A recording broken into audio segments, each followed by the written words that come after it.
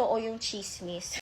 Nagsalita na ang kinikilalang best friend ni Andrea Brillantes na si Bea Bores hinggil sa issue na kinasasangkutan ng kanyang kaibigan dahil sa ito ang itinuturong isa sa mga dahilan kung bakit naghiwalay si Daniel Padilla at Catherine Bernardo.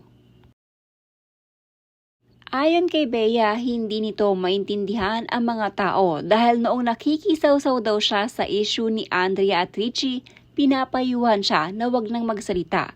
Ngayon naman daw na gusto niyang manahimik dahil ayaw niyang madamay sa issue na pinagdadaanan ngayon ni Andrea ay sinusulsulan naman siya ng mga netizens na magsalita at ipagtanggol ang kanyang kaibigan.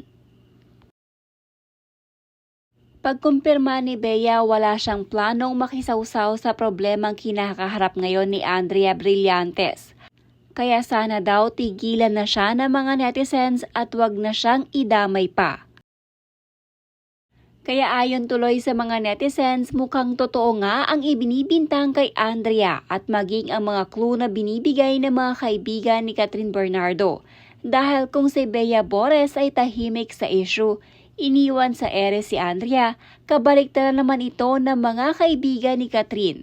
Dahil magmula ng aminin ng aktres ang hiwalayan nila ni Daniel, full support na ang mga ito.